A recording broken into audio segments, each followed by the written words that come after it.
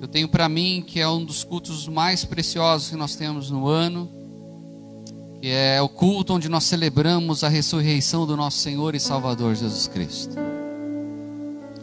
Esse culto é muito importante para nós falarmos sobre a Páscoa, a importância da Páscoa. Qual é a origem da Páscoa? O que tem a ver com Jesus Cristo? Por que então todos os cristãos têm que ser extremamente gratos pela ressurreição do nosso Senhor e Salvador Jesus Cristo? Então eu procuro num dia como esse fazer uma pregação extremamente didática, aonde que o leigo vai compreender esta graça infinita do Pai para conosco. Amém? Então eu peço que os irmãos curvem as vossas cabeças nesse instante. Antes de fazer a leitura, eu quero orar junto com os irmãos. Eterno Deus, amado Pai, irei ministrar a Tua santa e poderosa palavra nesta manhã. Eu peço que o Senhor possa visitar a minha vida neste momento, e que nesse instante, Senhor, a Tua palavra venha a ser viva nos meus lábios. Que o Santo Espírito possa tomar conta da minha vida, eu possa trazer à memória aquilo que nos trará e nos dá a esperança de vivermos. Que o Santo Espírito faça morada na vida de cada um que está vendo, Pai, aonde estiver. Que essa presença tão linda que nós estamos tendo aqui nessa casa de oração possa também estar presente na vida e na casa de cada um dos meus irmãos. É que eu te peço e agradeço em nome de Jesus. Amém. Amém, meus queridos? Aí em casa com a Bíblia, abra comigo no livro de Êxodo, capítulo de número 12. Jones, aumenta só um pouquinho o retorno para mim. Amém? Ou o Gabrielzinho aqui. Êxodo 12, do verso de número 21 ao verso de número 28. Êxodo, capítulo de número 12, do versos 21 ao verso de número 28. Êxodo 12, 21 a 28 diz assim: Chamou, pois, Moisés a todos os anciãos de Israel e disse-lhes: Escolhei e tomai vós cordeiros para vossas famílias e sacrificai a Páscoa. Então tomai um molho de sopo e molhai no sangue que estiver na bacia e lançai na verga da porta, em ambas as ombreiras, de sangue que estiver na bacia, porém nenhum de vós saia da porta da sua casa até amanhã. Porque o Senhor passará para ferir aos egípcios, porém quando vir o sangue na verga da porta e ambas as ombreiras, o Senhor passará aquela porta e não deixará ao destruidor entrar em vossas casas para vos ferir. Portanto, guardai isto por estatuto para vós e para vossos filhos para sempre. E acontecerá que quando entrares na terra que o Senhor vos dará, como tem dito, guardareis este culto. E acontecerá que quando vossos filhos vos disserem: que culto é este vosso? Então direis: esse é o sacrifício da Páscoa ao Senhor, que passou as casas dos filhos de Israel do Egito, quando feriu aos egípcios e livrou as nossas casas. Então o povo inclinou-se e o adorou. E foram os filhos de Israel e fizeram isso como o Senhor ordenara a Moisés e Arão, assim fizeram. Meus irmãos, durante um período extenso da história da humanidade, teve um povo chamado hebreu, um povo escolhido por Deus. Jesus foi hebreu. Eles ficaram aprisionados no Egito. E esse povo clamando a Deus para que livrassem eles desse jugo, Deus escolhe Moisés, um hebreu que vivia dentro do palácio com Faraó. Deus fala face a face com ele, fala: eu lhe chamei, eu lhe convoco, Moisés, para você ser o libertador do meu povo, pois tu és meu. E assim o faz. E Moisés vai falar com o Faraó e fala que Deus traria juízo sobre a vida dele e do povo, egípcio se não cumprisse com o que estava sendo determinado por Deus através da vida de Moisés. E a última praga seria a praga mais cruel, que seria a morte dos primogênitos. E Deus fala com Moisés, e Moisés fala com o povo, para que o povo de Deus, eles sacrificassem um cordeiro santo, imaculado, sem mácula nenhuma, puro. Pegasse o sangue desse cordeiro e aspergisse na porta dos umbrais das portas, o mezuzá. E quando o espírito da morte, vindo da parte do Senhor, viesse, passando em todo o Egito, ao ver os umbrais da porta com o sangue do cordeiro, ele pouparia os primogênitos do teu povo. O que aconteceu, meus filhos? Todos os primogênitos egípcios morreram. Faraó entrou em pânico e liberou o povo por um momento. E segue-se a história. O povo junta tudo que tem e parte rumo ao deserto, caminhando rumo a Canaã.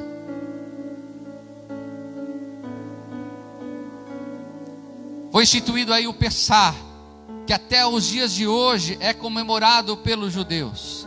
Não calha muito com a Páscoa cristã, mas uma vez por ano o povo judeu se reúne para celebrar a Páscoa, e eles fazem todo um ritual, e nesse ritual tem o pão asmos, tem o vinho, tem as ervas amargas. Então uma vez por ano se reúne o povo judeu em torno da mesa, é relatada essa história e eles celebram o Pessah.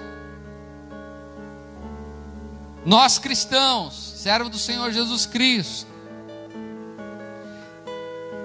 temos uma outra interpretação da Páscoa, que foi dado pelo próprio Senhor Jesus Cristo. Vamos os simbolismos. Presta atenção: cordeiro sem mácula, sem mancha, perfeito, e tinha que ser sacrificado. O sangue, livramento, remissão do pecado, tinha que ser aspergido nos umbrais da porta. E o pão, o alimento para o corpo. Páscoa cristã. Abra comigo no livro de Lucas, capítulo de número 2, do verso 41 ao verso de 52. Nessa passagem bíblica, nós vamos verificar que Jesus Cristo, ele celebrava a Páscoa também. Na sua tenra idade, com 12 anos de idade, ele já celebrava junto com seus pais, indo a Jerusalém celebrar a Páscoa. Preste atenção. Lucas 2, 41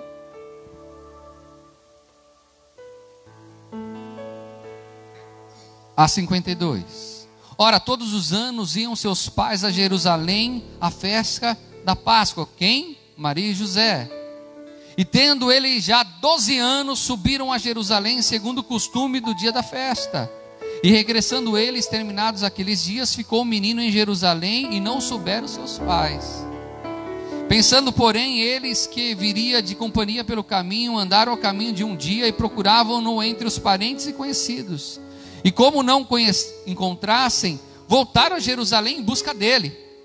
Quem dele? Jesus. E aconteceu que, passado 3 dias, o acharam no templo, assentado no meio dos doutores, ouvindo-os, interrogando-os. E todos os que ouviam admiravam a sua inteligência e respostas. E quando o viram, maravilharam-se, e disse-lhe a sua mãe: Filho, por que fizeste assim para conosco? Eis que teu pai e eu ansiosos te procurávamos. E eles lhe disse: Por que é que me procuráveis? Não sabeis que me convém tratar dos negócios do meu pai? E eles não compreenderam as palavras que lhes dizia, e desceu com eles e foi para Nazaré, e ele sujeito e sua mãe guardava o coração todas essas coisas, e crescia Jesus em sabedoria, em estatura, em graça para com Deus e os homens. Jesus Cristo, com 12 anos de idade, ele vai para Jerusalém com seus pais, e aí ele se desvincula dos seus pais e vai até o templo. E durante 3 dias ele passa ensinando os doutores da lei sobre o reino dos céus, com 12 anos de idade, celebrando a Páscoa. Agora vamos, passado 21 anos depois, é chegado a semana que nós dizemos a Semana Santa. Na quinta-feira, meus queridos, dessa semana, ele reúne os seus discípulos para a última ceia de Páscoa. Reúne naquele local, e ali ele fala que um deles iria lhe trair. E todo mundo começa a falar, a perguntar: mestre, sou eu, sou eu. E quando Judas pergunta se é ele, Jesus fala: tu falou, tu sabes. Aquele que colocar a mão no bocado, eles tinham costume de comer sem talher, era com a mão mesmo.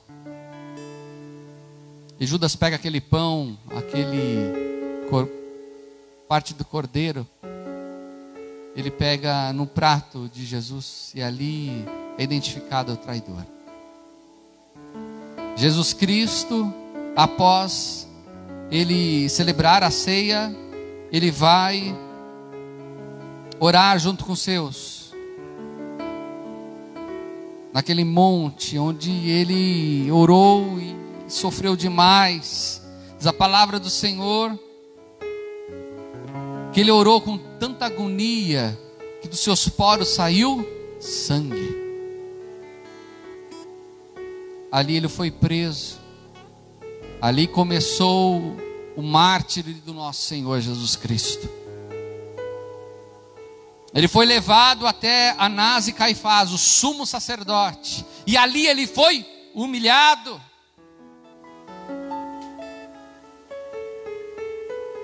Ali, como Cordeiro Santo imaculado, ele foi humilhado pelos sumos sacerdotes, pelos religiosos da época, aqueles que tinham para si Deus.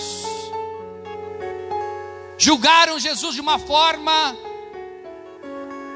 humilhante. Inicia-se o dia de sexta-feira, ele é levado até Pôncio Pilatos.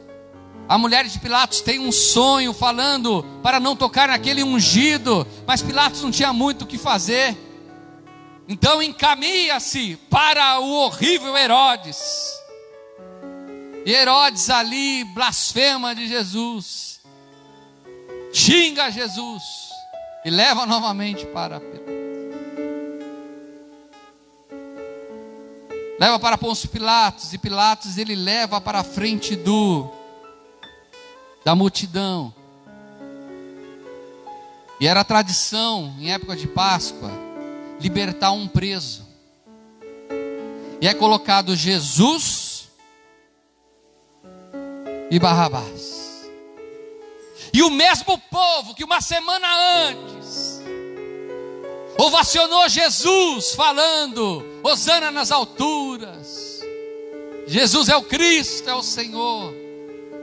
O mesmo povo sendo iludido pelos religiosos, ao Pôncio Pilatos falar quem deveria ser liberto, Jesus ou Barrabás. Eles escolheram Barrabás para ser liberto e escolheram Jesus para ser crucificado. Os religiosos, o povo, quase na sua maioria, escolheu Jesus. Essa sexta-feira foi de crueldade pura. Jesus ele foi açoitado. E açoitado, meus filhos, com um chicote que tinha tiras de couro. Na ponta dessas tiras tinham pedaços de ferro e de ossos de animais. Jesus, ao ser flagelado com mais de 30 açoites, as vísceras de Jesus quase ficaram para fora. Foi colocado em Cristo uma coroa de espinho. E essas espinhos existiam um veneno que, ao entrar em contato com o sangue da pessoa, o sangue de Jesus, ocasionava febres altíssimas. Jesus, nessa situação febril, agonizando, é levado até o Gólgota. Ele mesmo carrega a sua cruz naquela agonia. É sexta-feira à tardezinha. Jesus é colocado naquela cruz, pregado. Pregaram as suas mãos, pregaram os seus pés, e ele foi colocado naquele local. Diz a palavra que todo aquele que é pendurado no madeiro é maldito. O Senhor Jesus fez-se maldito por nós. Um cordeiro sem mácula, um cordeiro sem nenhum tipo de pecado. Lá estava o nosso Senhor Jesus Cristo. E lá ele verteu até sua última gota de sangue, para que eu e você tivéssemos hoje vida e vida em abundância. Passa-se o sábado, e do pôr do sol de sexta-feira até o pôr do sol de sábado é o sabá. É o dia de descanso do povo judeu, então não podiam fazer nada. Maria Madalena, outras mulheres, na sexta-feira mesmo, elas vão ali no mercado comprar especiarias, comprar o óleo para ungir. Por quê, meus filhos? Porque Jesus, ele foi colocado pela graça do nosso Deus. José de Arimateia era uma pessoa muito influente no Sinédrio. Ele era seguidor de Jesus, e ele pediu a Pôncio Pilatos se ele poderia pegar o corpo de Jesus e colocar na sua tumba. Senão o Senhor seria deixado na cruz como eram deixados todos os outros, para apodrecer durante dias. E Jesus, ele é colocado naquela tumba, dentro daquela rocha, e é envolto dentro de panos, é colocado ali. E domingo pela manhã, as mulheres tristes, o Senhor havia morrido, elas iam lá embalsamar o corpo de Jesus.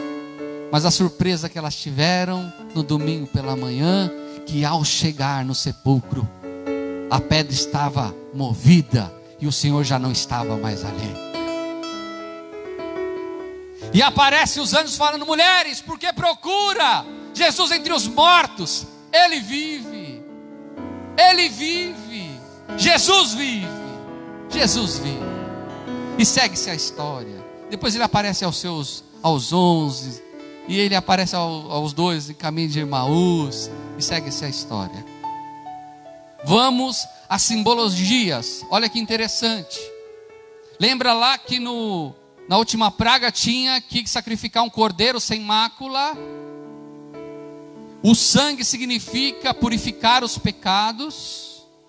Olhem comigo em João, Evangelho de João, capítulo de número 1, no verso de número 29, que diz assim, ó: no dia seguinte, João viu Jesus que vinha para ele e disse: eis o Cordeiro de Deus que tira o pecado do mundo. Olha o Cordeiro de Deus que tira o pecado do mundo. Sangue, livramento, remissão de pecados. Preste atenção, no Antigo Testamento existia um dia chamado Dia da Expiação, que é o dia do perdão dos pecados, onde o sacerdote, ele sacrificava um bode, sacrificava um cordeiro, aspergia sobre si o sangue, era levado um cordeiro imaculado, olha lá, dentro do Santo dos Santos, e aquele cordeiro era aspergido sobre o altar do propiciatório, sobre a arca e sobre si mesmo. Era colocado sobre as mãos do sacerdote sobre um bode, e era colocado uma oração dos pecados do povo, e esse bode saía para o deserto. Por isso a expressão bode expiatório. E ali, ao Deus receber o sacrifício de um cordeiro santo, e o povo se humilhando em sacos de pano, se humilhando, Deus perdoava o povo. E eles tinham mais um ano, presta atenção, mais um ano de perdão. Só que este sacrifício, ele cobria o pecado do povo, ele não arrancava o pecado do povo.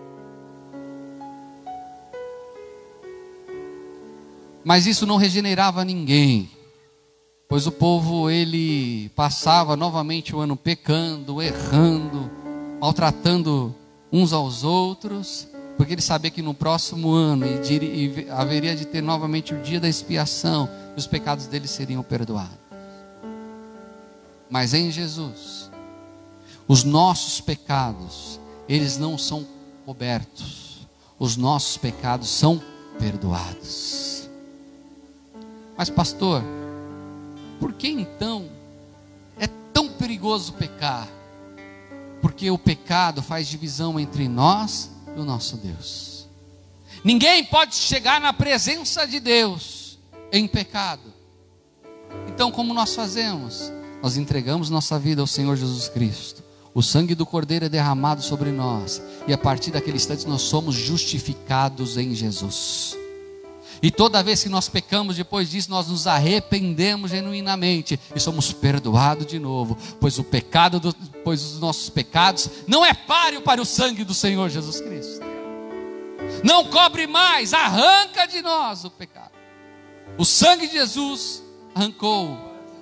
Vamos ver os versículos. Hebreus 9, 22 diz assim: e quase todas as coisas, segundo a lei, se purificam com sangue, e sem derramamento de sangue não há remissão.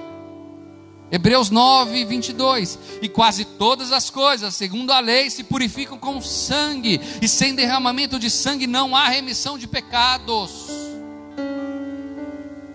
Só que o verso 10, 11 e 12 diz assim, Hebreus 10, versos 11 e 12 diz assim: e assim todo sacerdote aparece cada dia ministrando e oferecendo muitas vezes os mesmos sacrifícios, o dia da expiação, que nunca podem tirar os pecados. Mas este Jesus Cristo, havendo oferecido um único sacrifício pelos pecados, está sentado para sempre à destra de Deus. Mateus 26, 28, porque isto é o meu sangue, o sangue do Novo Testamento, que é derramado por muitos, para a remissão dos pecados. Você pode glorificar a Deus por isso. Você pode glorificar e exaltar ao Senhor, que o inimigo não pode tocar a mim e a sua vida, pois o sangue do Senhor Jesus Cristo está sobre nós. Que a morte não tem mais vez sobre nós, pois nós já passamos da morte para a vida, pois o sacrifício do Senhor Jesus Cristo foi vicário. O pão, Jesus é o pão da vida. Jesus é o alimento para a nossa alma. Jesus é aquele que completa o ser daquele que aceita a Ele, pois Ele é o pão que sacia a fome da alma. Ah, meus queridos, quantas coisas no mundo que nos atrai, e nós tentamos de todas as maneiras usufruir de tudo isso para alimentar o vazio na alma, seja com bebidas, com drogas, com promiscuidade, prostituição, lascívia. Quantos prazeres que são vazios, quantas pessoas assoladas, sofrendo, angustiadas, com dinheiro, com bens, com tudo, mas quando deita a cabeça no travesseiro, sente um vazio na alma que não pode explicar. Eu quero lhe falar, existe um alimento eterno, que é o Senhor Jesus Cristo, que Ele é o pão da vida, que Ele alimenta, Ele sacia a alma do ser humano.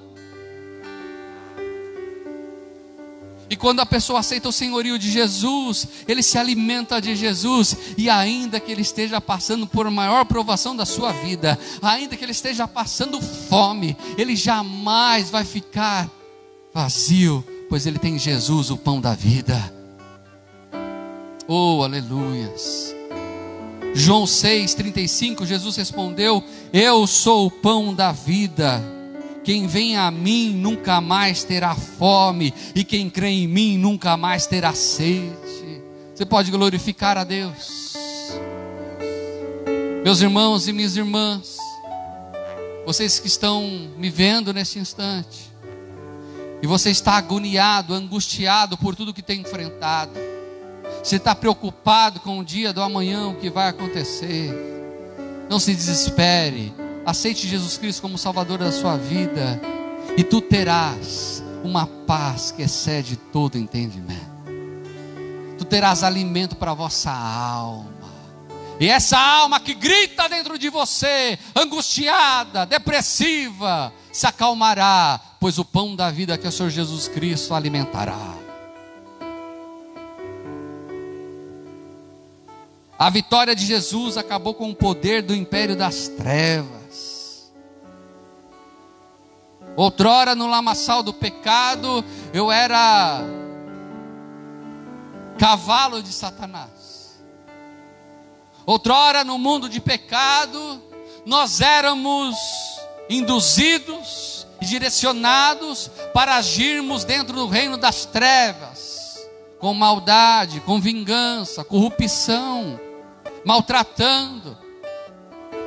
Mas ao aceitar o senhorio de Jesus Cristo, quebra-se esse elo com o reino das trevas, e agora eu faço parte do reino da luz. Mas isso foi fácil? Não, não foi fácil, meus filhos. O Cordeiro Santo teve que morrer na cruz do Calvário para que eu e você tivéssemos essa vida em abundante. E Satanás, ele lutou desde o início, desde o começo, para que Jesus não cumprisse o que tinha que cumprir. Quer ver comigo? Olha que interessante. Lucas capítulo de número 3, verso de número 30. Presta atenção nisso. Aqui está falando sobre a genealogia de Jesus. Verso 30. E Levi de Simeão, e Simeão de Judá, e Judá de José, e José de Jonã, e Jonã de Eliaquim. Quem que é esse José aqui? Sabe quem é? Vamos lá para Gênesis. Gênesis, oh glória, capítulo de número 39. Gênesis 39, verso 7 e verso de número 9. Presta atenção na estratégia de Satanás.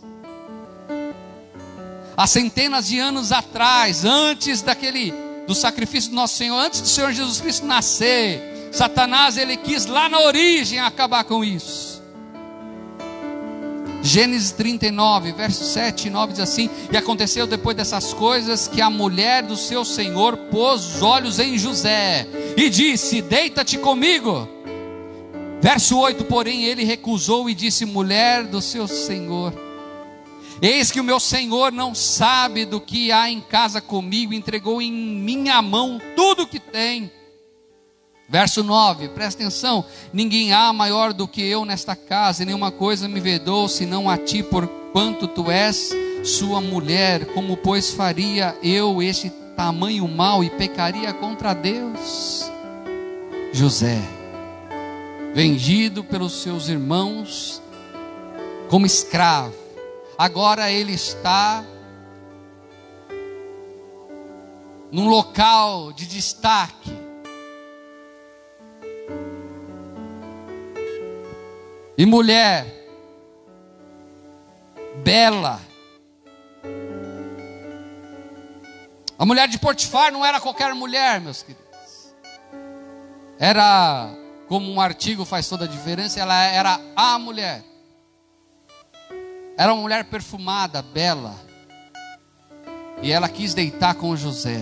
Presta atenção, meus filhos. José é um homem jovem, sarado, bonito. Só estavam os dois naquele local. Não teria mal nenhum deitar-se com ela. Era um prazer para a alma dele.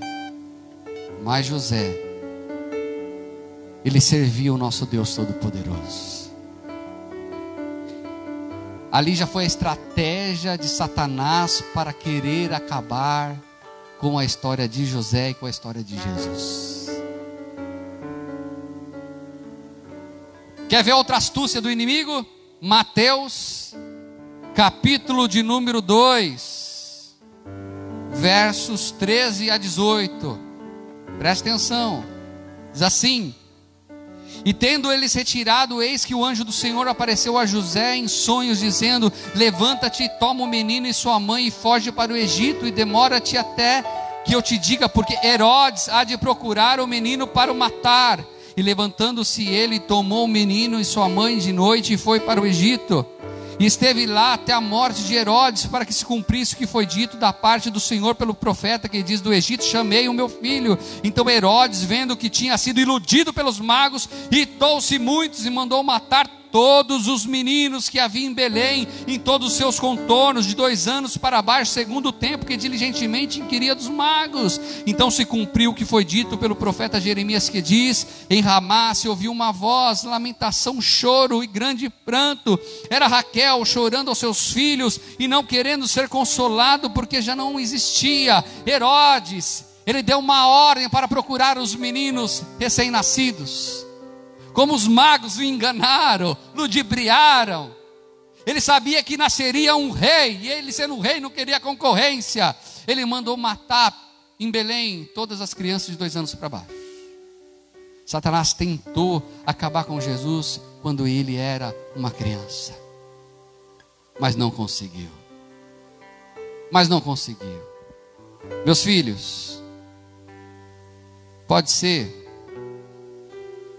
que Satanás tenha tentado acabar com a tua fé. Pode ser que ele tenha tentado acabar com a tua família. Pode ser que ele tenha tentado colocar o desespero em vosso coração. Pode ser que ele tenha tentado colocar a dúvida em vosso coração. Mas eu quero lhe falar algo. O nosso Deus poderoso enviou Jesus Cristo e o Santo Espírito para nos consolar, para nos trazer a paz. Jesus, ele é o príncipe da paz. O Espírito Santo é o conselheiro, é o amigo que estará conosco até os últimos dias, junto conosco, melhor, dentro de nós. Nós somos morada do Espírito Santo, nós somos casa de Jesus, nós somos casa de Deus. O inimigo, ele pode tentar, mas ele não consegue nada. Para os religiosos, Jesus era o falso profeta. Para os governantes, ele era um criminoso.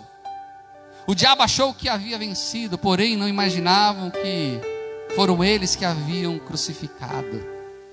Não foi eles que crucificaram Jesus. Não, pastor, não. Foi Jesus que se entregou por mim e por você, por todos nós. Estou terminando. João capítulo número 15. Verso número 13, que lindo isso, mas como isso? Um Deus entre isso, por amor. Evangelho de João 15, verso número 13, diz assim: ninguém tem maior amor do que esse de dar a alguém a sua vida pelos seus amigos. Jesus Cristo não tem nós como um servo, Ele nos chama de amigo. Jesus Cristo, Ele é o nosso amigo fiel. Jesus Cristo, Ele tem por nós um amor imensurável. Deus tem um amor imensurável por nós. Ele entregou o seu Filho unigênito, para que todo aquele que nele crê não pereça, mas tenha a vida eterna. Em Cristo nós temos a vida eterna, e Ele cumpriu com o que foi determinado, a sua morte de cruz, verteu até a sua última gota de sangue, e hoje eu e você, nós temos a vida eterna. Você pode glorificar a Deus aí em casa, você pode exaltar o Senhor aí na vossa casa, Você pode agradecer ao Senhor, porque hoje eu e você, nós temos a vida eterna. Nós passamos da morte para a vida. A morte para nós é apenas um portal para encontrarmos o nosso Senhor e Salvador Jesus Cristo.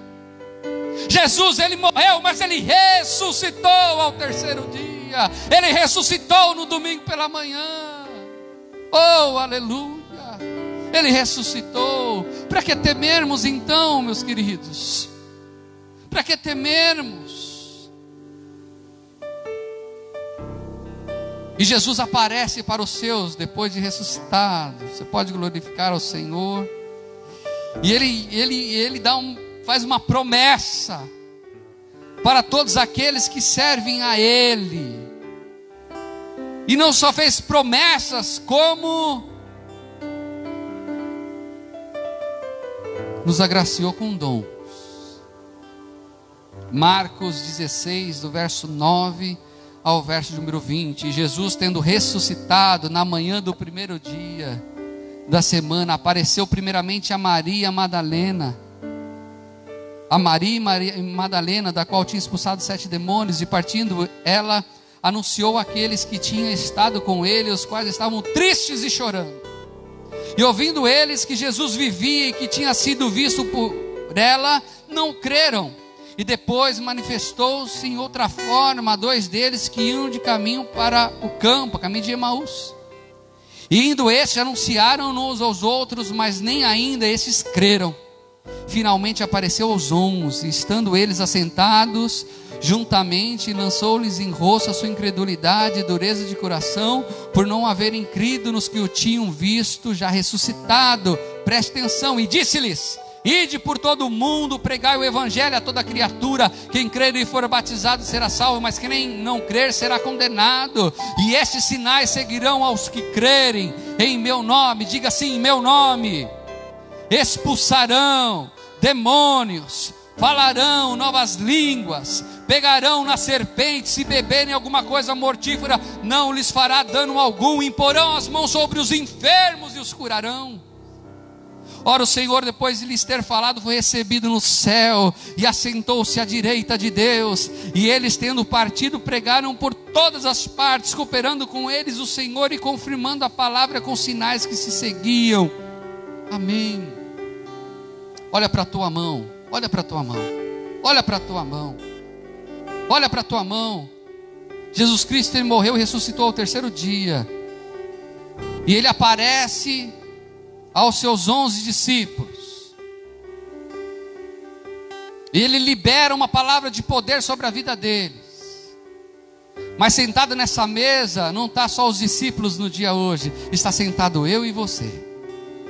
Ele fala para mim, você, para mim, para você assim: e esses sinais seguirão aos que crerem. Em meu nome expulsarão demônios, falarão novas línguas, pegarão na serpente, se beberem alguma coisa mortífera, não lhes fará dano algum, e imporão as mãos sobre os enfermos e os curarão. Quem crê em Jesus Cristo? Quem crê no Senhor Jesus Cristo? Há poder na minha vida e na tua vida, meus queridos. Ah, pastor, mas eu não tenho nenhum cargo eclesiástico. Mas quem disse isso?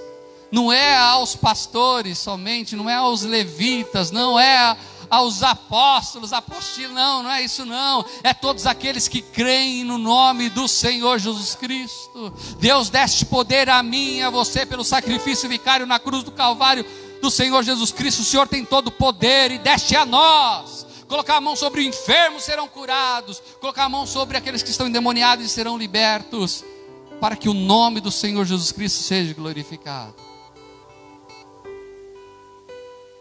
Os benefícios da ressurreição, temos o nosso nome escrito no livro da vida. Passemos da morte para a vida. Temos a vida eterna no Senhor. E não só uma vida eterna, mas uma vida abundante nessa vida. A palavra fala que rios de água viva sairiam daqueles que creem nele. E colocaríamos a mão sobre os enfermos e os curarão. Meus filhos, eu e você, nós temos, Deus nos dá esse poder para colocar a mão naqueles que têm um coronavírus e eles vão ser curados em nome do Senhor Jesus. Deus deu poder a nós de orarmos pelo nosso lar E aquele mesmo sangue que foi vertido nos umbrais da porta dos judeus há mais de 4 mil anos atrás, quase. Esse mesmo sangue está sendo ungido e sendo colocado nos umbrais da nossa porta, que esse mal não há de pegar na nossa família. Nós somos do Senhor Jesus Cristo. Ao terceiro dia Ele ressuscitou. Você pode glorificar o Senhor Jesus? Você pode curvar as vossas cabeças nesse instante e nós vamos orar com uma oração de agradecimento a Ele. De agradecimento, agradecendo a Ele. Ele venceu e nós vencemos junto com Ele. Oh, aleluia. Ele venceu, Ele venceu, Ele venceu.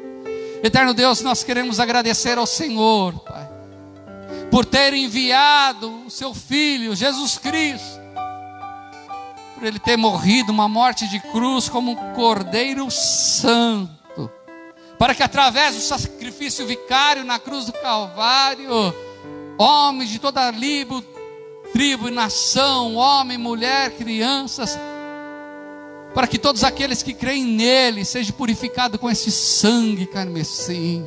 E é numa manhã, Pai querido, como essa, mais de 2000 anos atrás, que esse sangue, oh aleluia, foi aspergido na cruz do Calvário. E todas as vezes que nós chegamos diante do Senhor em humilhação, esse sangue é derramado sobre nós, os nossos pecados são perdoados. Obrigado, Pai, por o nosso nome estar escrito no livro da vida. Obrigado porque hoje nós temos a alegria de lhe servir e ser livre, Senhor. E ser livre. O diabo não tem mais autoridade sobre nós. O mundo das trevas não faz mais nenhuma cócega em nós. Pois agora nós fazemos parte do reino dos céus. Esse reino de paz, amor, justiça e alegria no Santo Espírito. Pois agora nós somos de Jesus. E o mal não pode tocar em nós e nos nossos. Pai, muito obrigado, Senhor. Que eu te peço, agradeço em nome de Jesus. Amém. Vamos aplaudir bem forte ao Senhor Jesus Cristo.